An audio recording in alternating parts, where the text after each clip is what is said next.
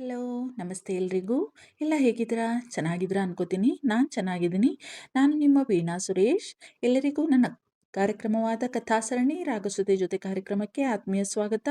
ನೋಡ್ತಾ ಇರೋರು, ಕೇಳ್ತಾ ಇರೋರು ಎಲ್ಲರೂ ತಪ್ಪದೆ ಸಬ್ಸ್ಕ್ರೈಬ್ ಮಾಡ್ಕೊಳ್ಳಿ. ಹಾಗೆ ಲೈಕ್ಸು ಕಮೆಂಟ್ಸು ಕೊಡೋದನ್ನು ಮರಿಬೇಡಿ ಪ್ಲೀಸ್. ಹುಡುಗಿ ಅಲ್ಲಿಯೇ ಇದ್ದಾಳೆ. ಹೊರಗೆ ಹೋಗಲು ಗೇಟ್ ಓಪನ್ ಆಗುವುದನ್ನೇ ಕಾಯುತ್ತಾ. ಅದೇ ಸರಳವಾದ ಉಡುಗೆ ತೊಡುಗೆ, ಉದ್ದನೆಯ ಕೆಂಪು ಬಣ್ಣದ ಸ್ಕರ್ಟ್, ಅದಕ್ಕೆ ಬಿಳಿ ಕೆಂಪು ಮಿಶ್ರಿತ ಟಾಪ್. ಅಂಥದ್ದೇ ಒಂದು ದುಪ್ಪಟ್ಟವನ್ನ ಅವಳದೇ ಶೈಲಿಯಲ್ಲಿ ಕುತ್ತಿಗೆಗೆ ಸುತ್ತಿದ್ದಳು ಹುಡುಗಿ. ಮನೆಯ ಆವರಣವನ್ನೆಲ್ಲ ನೋಡುತ್ತಿದ್ದಾಳೆ. ತುಟಿಯಂಚಿನಲ್ಲಿ ನಗುವಿದೆ, ಮುಖದಲ್ಲಿ ಸಂತಸವಿದೆ. ಅವಳ ಅಗಲವಾದ ಗಾಢವಾಗಿ ಕಾಡಿಗೆ ಹಚ್ಚಿದ್ದ ಆಕರ್ಷಕ ಕಂಗಳು ಕೂಡ ನಗುತ್ತಿರುವಂತಿವೆ. ಒಂದು ತರಹದ ಸಮಾಧಾನ ಭಾವ ಅವನಿಗೆ. ಅದೇ ಆಶ್ಚರ್ಯ ಅವನಿಗೆ. ಹೇಗೆ ಹೇಗೆ ಈ ಹುಡುಗಿ ಎಂತಹ ಪರಿಸ್ಥಿತಿ ಇದ್ದರೂ ಹೀಗೆ ನಗುತ್ತಲೇ ಇರುತ್ತಾಳೆ? ಅವಳೇನೂ ಶ್ರೀಮಂತಳಲ್ಲ, ಬಯಸಿದ್ದೆಲ್ಲವೂ ಅವಳ ಕಾಲಬುಡದಲ್ಲಿ ಬಂದು ಬೀಳಲ್ಲ. ಹೋಗಲಿ ಎಂದರೆ ಈಗ ಒಂದು ಕೆಲಸವೂ ಇಲ್ಲ ಅವಳಿಗೆ. ಆದರೂ ಹೀಗೆ ಸಂತೋಷದಿಂದಿರಲು ಹೇಗೆ ಸಾಧ್ಯ ಇವಳು? ನನಗೆ ನನಗೆ ಎಲ್ಲವೂ ಇವೆ. ಆಸ್ತಿ, ಅಂತಸ್ತು, ಹಣ, ಅರಮನೆಯಂಥ ಮನೆ, ಎಲ್ಲವೂ ಎಲ್ಲವೂ ಇವೆ. ಆದರೂ ನನಗೆ ಯಾಕೆ ಇವಳಂತೆ ಇರಲು ಸಾಧ್ಯವಿಲ್ಲ? ಪ್ರತಿ ಸಲ ಅವಳ ನಗುಮುಖವನ್ನು ನೋಡಿದಾಗಲೂ ಅವನು ಯಾಕೋ ಹೈರಾಣಾಗಿ ಬಿಡುತ್ತಾನೆ. ಅವಳಿಗಾಗಿ ಅಲ್ಲ, ತನ್ನ ಮನಸ್ಥಿತಿಯನ್ನು ಯೋಚಿಸಿ.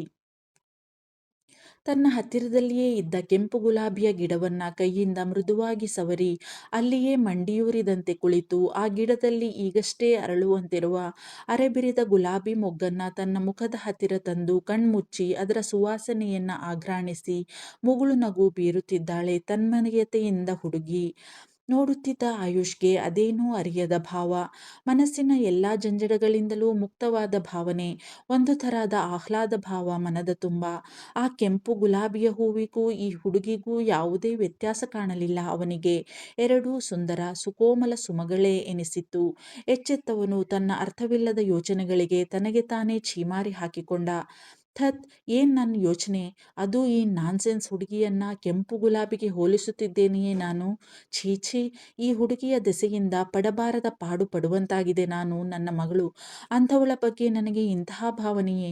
ನೋ ನೋ, ನೆವರ್, ಸಾಧ್ಯವೇ ಇಲ್ಲ ಎಂದು ತಲೆ ಒದರಿದವನು ಥಟ್ಟನೆ ಅವಳ ಮೇಲಿಂದ ಬಲವಂತದಿಂದ ತನ್ನ ನೋಟ ಬದಲಿಸಿ ಸರಸರನೆ ತಿರುಗಿ ನಡೆದುಬಿಟ್ಟಿದ್ದ ಬಾಲ್ಕನಿಯಿಂದ ಆಚೆಗೆ. ಸೀದಾ ತನ್ನ ಮಗಳ ಹತ್ತಿರ ಬಂದು ಸೋತಂತೆ ಕುಳಿತು ಬಿಟ್ಟಿದ್ದ ಆಯುಷ್ ಆಚಾರ್ಯ. ಮುದ್ದಾಗಿ ಮಲಗಿದ್ದ ತನ್ನ ಕಂದನನ್ನೇ ನೋಡುತ್ತಾ ಮೃದುವಾಗಿ ಅವಳ ಮುದ್ದು ಮುಖವನ್ನ ಸವರಿದ್ದ ಪ್ರೀತಿಯಿಂದ. ಕಂದ, ನಿನಗೋಸ್ಕರವೇ ನಾನು ಇನ್ನೂ ನನ್ನ ಜೀವವನ್ನು ಹಿಡಿದು ಬದುಕಿದ್ದೀನಿ ಕಣೋ. ಇಲ್ಲದಿದ್ದರೆ ನನಗಾದ ಮಾನಸಿಕ ಆಘಾತ, ದೈಹಿಕ ಆಘಾತಕ್ಕೆ ನಾನು ಯಾವತ್ತೋ ಈ ಲೋಕವನ್ನೇ ಬಿಟ್ಟು ಹೊರಟು ಬಿಡಬೇಕಿತ್ತು. ನಿನ್ನ ಮಮ್ಮಿ ಡ್ಯಾಡಿಯ ಅಜ್ಜಿಯ ಜೊತೆಯಲ್ಲಿಯೇ ಮೇಲಿಂದ ಮೇಲೆ ಆಘಾತವನ್ನೇ ಅನುಭವಿಸಿದರೆ ಯಾವ ಮನುಷ್ಯ ಜೀವಸಹಿತ ಇರಬಲ್ಲ ಹೇಳು? ನನಗೆ ದೈಹಿಕ ಆಘಾತಕ್ಕಿಂತ ಮಾನಸಿಕ ಆಘಾತವೇ ಹೈರಾಣಾಗಿಸಿಬಿಟ್ಟಿತು.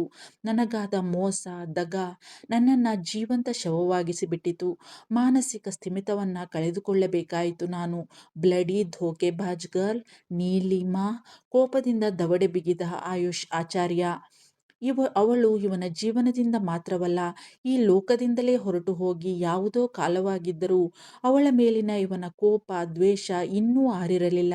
ಇವನು ಅನುಭವಿಸುತ್ತಿರುವ ಯಾತನೆ ಅಂಥದ್ದು. ಅವಳು ಮಾಡಿದ ಮೋಸವೂ ಘೋರವಾಗಿದ್ದೇ. ಈಗಿನ ಅವನ ತ್ರಿಶಂಕು ಮನಸ್ಥಿತಿಗೂ ಕೇವಲ ಅವಳೇ ಕಾರಣ. ಪ್ರತಿಯೊಂದು ಬಡ ಮಧ್ಯಮ ವರ್ಗದ ಹುಡುಗಿಯರನ್ನ ಕಂಡರೂ ಅವರನ್ನ ದ್ವೇಷಿಸುವಷ್ಟರ ಮಟ್ಟಿಗೆ ಅವನ ಮನಸ್ಥಿತಿ ಹದಗೆಟ್ಟು ಬಿಟ್ಟಿತ್ತು ಅವಳಿಂದ. ಇದಕ್ಕೆ ಪಾಪದ ಹುಡುಗಿ ಕುಂಕುಮ ಬಲಿಯಾಗಿದ್ದಳು. ಅವಳನ್ನು ನೋಡಿದರೆ ನೀಲಿಮಾ ಕಣ್ಮುಂದೆ ಬಂದಂತಾಗಿ ಕೋಪದಿಂದ ಹುಚ್ಚನಾಗುತ್ತಿದ್ದ ಆಯುಷ್ ಆಚಾರ್ಯ. ಈ ಹುಡುಗಿಯತ್ತ ಮನಸ್ಸು ವಾಲುತ್ತಿದ್ದರೂ ಅವಳತ್ತ ಹೋಗಲೂ ಆಗದೆ, ಅವಳಿಂದ ದೂರ ಇರಲೂ ಆಗದೆ ಒದ್ದಾಡುವಂತಾಗಿತ್ತು ಅವನ ಪರಿಸ್ಥಿತಿ. ಆದರದು ಅವನ ಅರಿವಿಗೆ ಬರುತ್ತಿಲ್ಲ. ತಾನು ಅವಳನ್ನು ದ್ವೇಷಿಸುತ್ತೇನೆ, ಕೇವಲ ತನ್ನ ಮಗಳಿಗಾಗಿ, ತಂದೆಗಾಗಿ ಮಾತ್ರ ಅವಳನ್ನು ತನ್ನ ಮನೆಗೆ ಸೇರಿಸುತ್ತಿದ್ದೇನೆ ಎಂದೇ ಅಂದುಕೊಳ್ಳುತ್ತಿದ್ದ ಅವನು. ಆದರೂ ಅವಳ ಸನಿಹ, ಅವಳ ಮತ್ತೇರಿಸುವ ಸ್ಪರ್ಶ, ಅವಳನ್ನು ತಾನು ಮುದ್ದಾಡಿದಾಗಿನ ಅವಳ ಮೈನವಿರೇಳಿಸುವ ಘಮ ಎಲ್ಲವೂ ಅವನನ್ನು ಆಗಾಗ ಮೈಮರೆಯುವಂತೆ ಮಾಡುತ್ತಿದ್ದುದು ಸುಳ್ಳಲ್ಲ. ಈಗಷ್ಟೇ ತಾನು ನೋಡಿದ ಅವಳ ಮುದ್ದಾದ ಮುಖ ನೆನಪಾಗಿ ಹುಬ್ಬು ತೀಡಿಕೊಂಡಿದ್ದ ಅಸಹಾಯಕತೆಯಿಂದ. ಮುದ್ದು ನಾಟ್ಯ ಮಿಸುಕಾಡಿದ್ದಳು. ತುಂಬಿದ ಕಂಗಳನ್ನ ಒರೆಸಿಕೊಂಡು ಅವಳತ್ತ ಬಾಗಿ ಅವಳ ಹಣೆಗೆ ಮುತ್ತಿಟ್ಟಿದ್ದ ಮೃದುವಾಗಿ. ಗುಡ್ ಮಾರ್ನಿಂಗ್ ಬಂಗಾರಿ ಎಂದಿದ್ದ ಪ್ರೀತಿಯಿಂದ. ಕಣ್ಣು ಉಜ್ಜಿಕೊಳ್ಳುತ್ತಾ ಕಣ್ಣು ಬಿಟ್ಟವಳು ತನ್ನ ಹತ್ತಿರವೇ ಇದ್ದ ತನ್ನ ಡ್ಯಾಡಿಯ ಕುತ್ತಿಗೆ ಬಳಸಿದ್ದಳು ತನ್ನ ಪುಟ್ಟ ತೋಳುಗಳಿಂದ ಗಟ್ಟಿಯಾಗಿ. ಅವಳನ್ನ ಎತ್ತಿಕೊಂಡು ನಡೆದಿದ್ದ ಬಾತ್ರೂಮಿನತ್ತ ಆಯುಷ್ ಆಚಾರ್ಯ. ಮಂದಾ ಡಾರ್ಲಿಂಗ್, ನಮಗೂ ಈ ಬಾಂಡ್ಲಿ ಅಂಕಲ್ ಅರಮನೆಗೂ ಋಣ ಮುಗೀತು ಕಣೆ. ನಾವು ಇನ್ಮುಂದೆ ಇಲ್ಲಿರಕ್ಕಿಲ್ಲ. ಡಾಲರ್ಸ್ ಡಾಲರ್ಸ್ ಕಾಲನಿಯಲ್ಲಿರ್ತೀವಿ ಗೊತ್ತಾ ಎಂದಿದ್ದಳು ಕುಂಕುಮ ಮಂದಾರಾಳ ಹತ್ತಿರ ಬಂದು ಅವಳ ಹೆಗಲು ಬಳಸಿ. ಏಯ್ ಸುಂದ್ರಿ, ಏನ್ ಮಾತಾಡ್ತಿದೀಯ ನೀನು? ಹಂಗಾದ್ರೆ ನಿಂಗೆ ಕೆಲಸ ಸಿಕ್ತಾ ಅಲ್ಲಿ? ವಾವ್, ಕಂಗ್ರಾಟ್ಸ್ ಕಣೆ ಎಂದು ಮುಖ ಅರಳಿಸಿದವಳ ಮುಖ ಒಮ್ಮೆಲೇ ಬಾಡಿ ಹೋಯಿತು. ಕುಂಕುಮ್, ಹಂಗಾರೆ ನೀನು ನನ್ನ ಬಿಟ್ಬಿಟ್ಟು ಹೊಂಟೈತಿಯೇನೆ? ನಾನೊಬ್ಳೇ ಇಲ್ಲಿರ್ಬೇಕಾ ಮತ್ತೆ ಎಂದಿದ್ದಳು ಸೋತ ಧ್ವನಿಯಲ್ಲಿ ಮಂದಾರ. ಗೆಳತಿಯ ಹೆಗಲು ಬಳಸಿದ್ದಳು ಕುಂಕುಮ. ಏಯ್ ಸುಂದ್ರಿ, ಏನ್ ಮಾತಾಡ್ತಿದೀಯ ನೀನು? ಹಂಗಾದ್ರೆ ನಿಂಗೆ ಕೆಲ್ಸ ಸಿಕ್ತಾ ಅಲ್ಲಿ? ಯಾರು ಹೇಳ್ದೋರು ಹಂಗೆ? ನೋ ವೇ, ಚಾನ್ಸೇ ಇಲ್ಲ. ನಾನೊಬ್ಳೇ ಯಾಕೆ ಹೋಗ್ಲಿ ಅಲ್ಲಿ? ನಿನ್ನ ಬಿಟ್ಬಿಟ್ಟು ನಾನು ಹೋಯ್ತೀನಾ? ಮಂದ, ನಾನೆಲ್ಲ ಮಾತಾಡ್ಬಿಟ್ಟು ಬಂದಿದ್ದೀನಿ ಕಣೆ. ನಾವು ಇಬ್ಬರೂ ಹೋಯ್ತಾ ಇದ್ದೀವಿ ಅಲ್ಲಿ. ನಮಗೆ ಉಳಿಯೋಕೆ ಔಟ್ ಹೌಸ್ ಕೊಡ್ತಾರಂತೆ ಕಣೆ. ನೀನು ನಿನ್ನ ಜೊತೆ ಯಾರನ್ನ ಬೇಕಾದರೂ ಕರ್ಕೊಂಡು ಬರ್ಬೋದು, ಅದು ನಿನ್ನ ಇಷ್ಟ. ಅದಕ್ಕೂ ನಮಗೂ ಸಂಬಂಧ ಇಲ್ಲ ಅಂತ ಅಂದವ್ರೆ ಕಣೆ ಎಂದಿದ್ದಳು ಖುಷಿಯಿಂದ ಕುಂಕುಮ. ಕಣ್ಣರಳಿಸಿದ್ದಳು ಆಶ್ಚರ್ಯದಿಂದ ಮಂದಾರ. ಖುಷಿಗೆ ಮಾತೇ ಬರುತ್ತಿಲ್ಲ ಅವಳಿಗೆ. ಕುಂಕುಮ್, ನೀನು ಹೇಳ್ತಾ ಇರೋದು ನಿಜಾನೇನೆ? ಹಂಗಾದ್ರೆ ಆ ಮನೆಯೋರು? ಹಂಗಾರೆ ಹಂಗಾರೆ ನಾನು ಬರ್ತಾ ಇದ್ದೀನಾ ನಿನ್ನ ಜೊತೆಯಲ್ಲಿ ಅಲ್ಲಿಗೆ? ಏನು ಅನ್ನಲ್ವಾ ಅವರು? ಮತ್ತೆ ಮತ್ತೆ ನಂಗೆ ಕೆಲ್ಸಕ್ಕೆ ಹೋಗ್ಬೇಕಲ್ಲ, ಏನು ತೊಂದರೆ ಆಗಕ್ಕಿಲ್ವಾ ಎಂದು ಒಂದೇ ಸಮನೆ ಕೇಳಿದ್ದಳು ಮಂದಾರ. ಅವಳಿಗೆ ಈಗಲೂ ಕುಂಕುಮಾಳ ಮಾತಿನ ಮೇಲೆ ನಂಬಿಕೆ ಬರುತ್ತಿಲ್ಲ. ಹ್ಞೂ ಕಣೆ, ನೀನು ನನ್ನ ಜೊತೆಗೆ ಬರ್ತಾ ಇದೀಯಾ? ನಕ್ಷತ್ರ ಲೋಕ ಅಲ್ಲಿಂದವ ಇನ್ನೂ ಹತ್ರ ಅಲ್ವೇನೆ ಮಾರೈತಿ. ಏನೂ ತೊಂದರೆ ಆಗಕ್ಕಿಲ್ಲ ಬಿಡು. ಈಗ ಪಟಾಪಟ್ ನಮ್ಮ ಅರಮನೆಯ ಸಾಮಾನನ್ನೆಲ್ಲನೂ ಜೋಡಿಸ್ಕೊಳ್ಳೋಣ. ನಾಳೆನೇ ನಾನು ಕೆಲಸಕ್ಕೆ ಜಾಯ್ನ್ ಆಗಬೇಕು ಕಣೆ. ಅಲ್ಲಿಂದ ಇಲ್ಲಿ ಬಂದು ಹೋಗೋದು ಕಷ್ಟ. ಅದೂ ಅಲ್ಲದೆ ನಾನು ಬೆಳಗ್ಗೆಯಿಂದ ಸಂಜೆ 7 ಗಂಟೆವರೆಗೂ ಅಲ್ಲೇ ಇರಬೇಕಾಗುತ್ತೆ. ಅವಶ್ಯಕತೆ ಇದ್ದರೆ ರಾತ್ರಿನೂ ಹೋಗಬೇಕಾಗುತ್ತೆ. ಹೋಮ್ ನರ್ಸ್ ಅಂದರೆ ಹಾಗೆ ಅಲ್ವಾ? ನಾಳೆನೇ ಮನೆ ಖಾಲಿ ಮಾಡಿಬಿಡೋಣ ಬಾಂಡ್ಲಿ ಅಂಕಲ್ಗೆ ಹೇಳ್ಬಿಟ್ಟು ನೋಡು ಎಂದಿದ್ದಳು ಕುಂಕುಮ. ಸರಿ ಎಂಬಂತೆ ತಲೆಯಾಡಿಸಿ ಮನೆಯ ಸಾಮಾನುಗಳನ್ನು ಜೋಡಿಸಲು ಗೆಳತಿಗೆ ಕೈ ಜೋಡಿಸಿದ್ದಳು ಮಂದಾರ. ಅವರದೇನು ಹೆಚ್ಚಿನ ಸಾಮಾನುಗಳಿರಲಿಲ್ಲ. ಅಡುಗೆ ಮನೆಯ ಕೆಲವು ಅತ್ಯವಶ್ಯಕ ಸಾಮಾನುಗಳಿದ್ದವು ಅಷ್ಟೇ. 1 ಗಂಟೆಯಲ್ಲಿ ಎಲ್ಲವನ್ನೂ ಪ್ಯಾಕ್ ಮಾಡಿ ಉಸ್ಸಪ್ಪ ಎಂದು ಕುಳಿತಿದ್ದರು ಗೆಳತಿಯರಿಬ್ಬರು. ಮಂದ, ಇವತ್ತು ಊಟ ಆರ್ಡರ್ ಮಾಡಿದೆಯಾ ನೋಡು ನಾವು. ಎಲ್ಲಾನು ಪ್ಯಾಕ್ ಮಾಡ್ಬಿಟ್ಟಿದ್ದೀವಲ್ಲ ಎನ್ನುತ್ತಾ ಊಟ ಆರ್ಡರ್ ಮಾಡಿದ್ದಳು ಕುಂಕುಮ. ತಿಂದು ಓನರ್ ಮನೆಯತ್ತ ನಡೆದಿದ್ದರು ಇಬ್ಬರು ಅವರಿಗೆ ವಿಷಯ ತಿಳಿಸಲು. ಬಂಗಾರಿ, ಇವತ್ತು ಸ್ನಾನ ಬೇಡ ಕಣೋ. ನಿಂಗೆ ಜ್ವರ ಬಂದಿತ್ತಲ್ವಾ? ಮತ್ತೆ ಬಂದರೆ ಕಷ್ಟ. ಬ್ರಷ್ ಮಾಡಿ ಮುಖ ತೊಳೆದು ಹೋಗೋಣ, ಸರಿನಾ ಚಿನ್ನಿಮ್ಮ? ನಿಂಗೆ ಬ್ರೇಕ್ಫಾಸ್ಟ್ಗೆ ಏನು ಬೇಕು ಇವತ್ತು? ಜಾನಿ ಅಂಕಲ್ ಹತ್ರ ಹೇಳ್ಬಿಟ್ಟು ಮಾಡಿಸ್ಬಿಡೋಣ, ಓಕೆನಾ? ಗುಡ್ ಗರ್ಲ್ ನಮ್ಮ ಬಂಗಾರಿ ಎನ್ನುತ್ತಾ ಮಗಳಿಗೆ ಬ್ರಷ್ ಮಾಡಿಸಿ ಮುಖ ತೊಳೆಸಿದ್ದ ಆಯುಷ್ ಆಚಾರ್ಯ. ಡಡ್ಡಾ ಎಂದವಳು ಸ್ಕೂಲ್ಗೆ ಹೋಗೋದು ಬೇಡವಾ ಎಂಬಂತೆ ಸನ್ನೆ ಮಾಡಿ ಕೇಳಿದ್ದಳು. ಬೇಡ ಚಿನ್ನಿಮ್ಮ, ಇವತ್ತು ನಿಮ್ಮ ಮ್ಯಾಮ್ಗೆ ಕಾಲ್ ಮಾಡಿ ಹೇಳಿದ್ದೀನಿ ನಾನು, ಓಕೆನಾ? ಈಗ ಟೈಮ್ ಕೂಡ ಆಗ್ಬಿಟ್ಟಿದೆ ಅಲ್ವಾ ಬಂಗಾರಿ? ನೋಡು, ನಮ್ಮ ಬಂಗಾರಿಗೆ ಜ್ವರ ಇದೆ ಅಂತವ ಡಡ್ಡ ಕೂಡ ಆಫೀಸ್ಗೆ ಹೋಗಿಲ್ಲ ಇವತ್ತು ಎನ್ನುತ್ತಲೇ ಅವಳನ್ನು ಎತ್ತಿಕೊಂಡು ಬಾತ್ರೂಮಿನಿಂದ ಹೊರಬಂದಿದ್ದ ಆಯುಷ್. ಯಾವುದನ್ನ ಮಗು ಮರೆತಿರಬಹುದು ಅಂದುಕೊಂಡಿದ್ದನೋ ಅದನ್ನು ಸುಳ್ಳು ಮಾಡಿತು ನಾಟ್ಯ. ಡಡ್ಡ, ಅಕ್ಕ ಎಂದು ಮತ್ತೆ ಶುರು ಮಾಡಿದಳು ಮೊದಲಿನ ರಾಗವನ್ನೇ. ಮಗು ಮರೆತಿಲ್ಲವಲ್ಲ ಎಂದು ಕೋಪ ಮಾಡಿಕೊಳ್ಳಬೇಕೋ, ಸದ್ಯ ಈ ಸಮಸ್ಯೆ ಬಗೆಹರಿಯಿತು ಎಂದು ಸಮಾಧಾನ ಪಡಬೇಕೋ ತಿಳಿಯದಾಯಿತು ಅವನಿಗೆ. ಬಂಗಾರಿ, ಯಾಕೋ ಯಾಕೋ ನಿಂಗೆ ಅವಳು ಎಂದರೆ ಅಷ್ಟು ಇಷ್ಟ? ನಾನು ನಿನ್ನ ಡಡ್ಡ ಇಲ್ವಾ ನಿನಗೆ? ನನ್ನ ಕಂಡ್ರೆ ಇಷ್ಟ ಇಲ್ವಾ ನಿನಗೆ? ಅವಳೇ ಯಾಕೆ ಬೇಕು ನಿನಗೆ? ನಾನು ಬೇಡವಾ ಹಂಗಾದ್ರೆ ನಿಂಗೆ ಎಂದಿದ್ದ ಸೋತಂತೆ ಆಯುಷ್ ಆಚಾರ್ಯ. ಅವಳೇನು ಹೇಳಿಯಾಳು? ಮನಸ್ಸಿನಲ್ಲಿ ಇರುವುದನ್ನು ವ್ಯಕ್ತಪಡಿಸುವ ಶಕ್ತಿಯೇ ಇಲ್ಲವಲ್ಲ ಮಗುವಿಗೆ. ಆದರೂ ನನಗೆ ನೀನೂ ಕೂಡ ಬೇಕು ಎಂದು ಸನ್ನೆ ಮಾಡಿ ಅವನನ್ನು ಅಪ್ಪಿತ್ತು ಮಗು.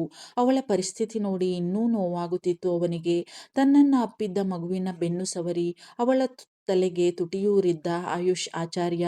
ಇವತ್ತು ಒಂದೇ ದಿನ ಕಣೋ ಚಿನ್ನಿಮಾ, ನಾಳೆ ನಿನ್ನ ಆ ಅಕ್ಕ ಬರ್ತಾಳೆ ಆಯ್ತಾ, ನಿನಗೋಸ್ಕರ ಅವಳನ್ನ ಇಲ್ಲಿ ಕರೆಸ್ತಾ ಇದ್ದೀನಿ ಕಣೋ, ಇಲ್ಲದಿದ್ದರೆ ಎಂದಿದ್ದ ಆಯುಷ್ ತನ್ನ ಮಗಳ ಹತ್ತಿರ. ನಿಜವೇ ಎಂಬಂತೆ ಕಣ್ಣು ಅರಳಿಸಿ ಅವನ ಮುಖ ದಿಟ್ಟಿಸಿ ಖುಷಿಯಿಂದ ಅವನ ಕೆನ್ನೆಗೆ ಮುತ್ತಿಕ್ಕಿದ್ದಳು ನಾಟ್ಯ. ಅವಳ ಖುಷಿ ನೋಡಿ ಅವನಿಗೂ ನೆಮ್ಮದಿಯಾಗಿತ್ತು.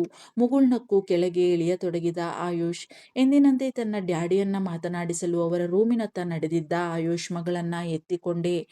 ರಘುನಂದನ್ ಆಚಾರ್ಯ ಯಾವುದೋ ಬುಕ್ ಹಿಡಿದು ಕುಳಿತಿದ್ದರು ವೀರ್ ಚೇರ್ ಮೇಲೆಯೇ. ನೋಡಿದವನಿಗೆ ಸಣ್ಣ ಆಶ್ಚರ್ಯವಾಗಿದ್ದಂತೂ ಸುಳ್ಳಲ್ಲ. ಅವರು ಈ ಮಧ್ಯ ಜೀವನದಿಂದ ತೀರಾ ವಿಮುಖರಾದಂತೆ ಕಾಣಿಸುತ್ತಿದ್ದರು. ಆಧ್ಯಾತ್ಮದತ್ತ ವಾಲಿದ್ದು ಅವರ ಮನಸ್ಸು. ಯಾವುದರಲ್ಲಿಯೂ ಆಸಕ್ತಿ ತೋರುತ್ತಿರಲಿಲ್ಲ. ಯಾವಾಗಲೂ ಮಲಗಿ ಸೂರು ನೋಡುತ್ತಾ ಕಾಲ ಕಳೆಯುತ್ತಿದ್ದುದೇ ಹೆಚ್ಚು ಅವರು. ಈಗ ಹೀಗೆ ಕುಳಿತು ಬುಕ್ ಓದ್ತಾ ಇರೋದನ್ನ ನೋಡಿ ಕಣ್ಣರಳಿಸಿದ ಆಯುಷ್ ಖುಷಿಯಿಂದ. ಒಳಬರುತ್ತಿದ್ದಂತೆಯೇ ಮಗು ತಾತ ಎಂದಿತ್ತು. ಇತ್ತ ತಿರುಗಿ ಮುಖ ಅರಳಿಸಿದ್ದರು ಮಿಸ್ಟರ್ ಆಚಾರ್ಯ. ಅರೆ ಚಿನ್ನಿಮ್ಮ, ತಾತನನ್ನು ನೋಡಕ್ಕೆ ಬಂತಾ? ಬಾ ಬಾ ಬಂಗಾರಿ ಎಂದು ಅವರೇ ರಿಮೋಟ್ ಕಂಟ್ರೋಲ್ ವೀಲ್ ಚೇರನ್ನ ಇತ್ತ ತಿರುಗಿಸಿ ಇವರು ಇದ್ದತ್ತಲೇ ಬಂದಿದ್ದರು. ಅತ್ಯಂತ ಲವಲವಿಕೆಯಿಂದ ಇರುವಂತೆ ಕಂಡಿತ್ತು ತನ್ನ ಡ್ಯಾಡಿ ಆಯುಷ್ಗೆ. ಖುಷಿಯಾಗಿತ್ತು ಅವನಿಗೆ. ಮಗಳನ್ನ ಅವರ ಕೈಗೆ ಕೊಟ್ಟಿದ್ದ. ಅವರ ಮಡಿಲು ಏರಿದ ಮಗು ಅವರ ಕೆನ್ನೆಗೆ ಮುತ್ತಿಕ್ಕಿ ಅವರನ್ನ ಅಪ್ಪಿತ್ತು. ನಕ್ಕು ಅವಳನ್ನ ಅಪ್ಪಿದ್ದರು ಅವರು ಒಂದೇ ಕೈಯಿಂದ. Hi dad, how are you ಎಂದಿದ್ದ ಮುಗುಳ್ನಗುತ್ತಾ ಅಲ್ಲಿಯೇ ಇರುವ ಸೋಫಾದ ಮೇಲೆ ಕುಳಿತುಕೊಳ್ಳುತ್ತಾ ಆಯುಷ್. ಫೈನ್ ಆಯು, ಒಂದು ವಿಷಯಕ್ಕೆ ನಿನಗೆ ನಾನು ಥ್ಯಾಂಕ್ಸ್ ಹೇಳಬೇಕು ಕಣೋ. ನಿನಗೆ ಹೇಳೋದಾ ಇಲ್ಲ ನಮ್ಮ ಬಂಗಾರಿಗೆ ಹೇಳೋದಾ ಅಂತ ಯೋಚಿಸ್ತಾ ಇದ್ದೀನಿ ಎಂದಿದ್ದರು ಮೊಮ್ಮಗಳನ್ನ ಅಪ್ಪಿ ಮಗನತ್ತ ನೋಡಿ ಮುಗುಳ್ನಗುತ್ತಾ ಮಿಸ್ಟರ್ ಆಚಾರ್ಯ. ಕಣ್ಣು ಸಂಕುಚಿಸಿ ಅವರತ್ತ ನೋಡಿದ್ದ ಆಯುಷ್ ಆಚಾರ್ಯ. ಬೆಳಗಿನ 6:35 ಸಮಯ. ಮಂದ, ನಾನು ಹೋಗಿರ್ತೀನಿ ಕಣೆ, ಸಂಜೆ 6 ಗಂಟೆಗೆಲ್ಲ ಬಂದ್ಬಿಡ್ತೀನಿ. ನೀನು ಬರ್ತಿದೀಯ ಅಲ್ವಾ? ಇವತ್ತು ಹಾಫ್ ಡೇ ಲೀವ್ ತಗೋತಿದ್ದೀನಿ ಅಂದಿದ್ದಲ್ಲ ಹೆಂಗುವೆ. ನಾನುವೇ ಇವತ್ತು ಮೊದಲನೇ ದಿನ ಅಲ್ವಾ, ಮನೆ ಕೂಡ ಶಿಫ್ಟ್ ಮಾಡಬೇಕು ಅಂದ್ಬಿಟ್ಟು ಬತ್ತೀನಿ ಬೇಗ. ಆಮೇಲೆ ಆಟೋಗೆ ಹೇಳಿದೀವಲ್ಲ ಹೆಂಗುವೆ, ಶಿಫ್ಟ್ ಆಗ್ಬಿಡೋಣ ಅಲ್ಲಿಗೆ ಎಂದಿದ್ದಳು ಕುಂಕುಮ ಕತ್ತಿಗೆ ವೇಲ್ ಸುತ್ತಿಕೊಳ್ಳುತ್ತಾ. ಅವಳು ಬೇಗ ಮನೆ ಬಿಡಬೇಕಿತ್ತು. ಟ್ರಾಫಿಕ್ಕಲ್ಲಿ ಅಲ್ಲಿಯವರೆಗೂ ಹೋಗಬೇಕಿತ್ತಲ್ಲ. ಮೊದಲನೇ ದಿನ ಆದ್ದರಿಂದ ಸಮಯಕ್ಕೆ ಸರಿಯಾಗಿ ಹೋಗಬೇಕು ಎಂದು ಅವಳ ಬಯಕೆ. ಸರಿ ಕಣೆ ಕುಂಕುಮ್, ನೀನೇನು ಗಡಿಬಿಡಿಯಿಂದ ಬರೋಕ್ ಹೋಗ್ಬೇಡ ಆಯ್ತಾ. ಬರೋದು ಲೇಟ್ ಆಗುತ್ತೆ ಅಂತಾದರೆ ನಂಗೊಂದು ಫೋನ್ ಮಾಡು ಸಾಕು. ನಾನು ಹೆಂಗುವೆ ಮನೆಗೆ ಬರ್ತಿದ್ದೀನಲ್ಲ ಬೇಗ. ನಾನೇ ಆಟೋ ತಗೊಂಡು ಬರ್ತೀನಿ. ಮನೆ ಸಾಮಾನೆಲ್ಲನೂ ಅವರೇ ಹಾಕತ್ತಾರಲ್ವಾ, ಪರಿಚಯದವರೇ ಆಗಿರೋದ್ರಿಂದವಾ. ನೀನು ಇನ್ನು ಹೊರಡು ಎಂದಿದ್ದಳು ಗೆಳತಿಗೆ ಮಂದಾರ. ಯಾಕೆ ಡ್ಯಾಡಿ, ನಮ್ಗ್ಯಾಕೆ ನೀವು ಥ್ಯಾಂಕ್ಸ್ ಹೇಳಬೇಕು? ನಾವೇನು ಅಂಥದ್ದು ಮಾಡಿರೋದು ಈಗ ಎಂದಿದ್ದ ಅಯೋಮಯನಾಗಿ ಅವರತ್ತ ನೋಡುತ್ತಾ ಆಯುಷ್. ನೀನು ನಿನ್ನ ಮಗಳು ಒಂದು ಒಳ್ಳೆ ಕೆಲಸ ಮಾಡಿದ್ದೀರ ಕಣೋ ಆಯು. ಏನು ಗೊತ್ತಾ, ಆ ಮುದ್ದು ಹುಡುಗಿಯನ್ನ ಮನೆಗೆ ಬರೋ ಹಾಗೆ ಮಾಡಿದಿರಲ್ಲ. ನಿಜವಾಗಿ ಕಣೋ ಆಯು, ನಂಗಂತೂ ಆ ಮಗುನ ನೋಡಿ ಮತ್ತೆ ಜೀವನೋತ್ಸಾಹ ಬಂದಂತೆ ಆಯಿತು ನೋಡು. ಎಷ್ಟು ಲವಲವಿಕೆಯ ಹುಡುಗಿ ಅದು.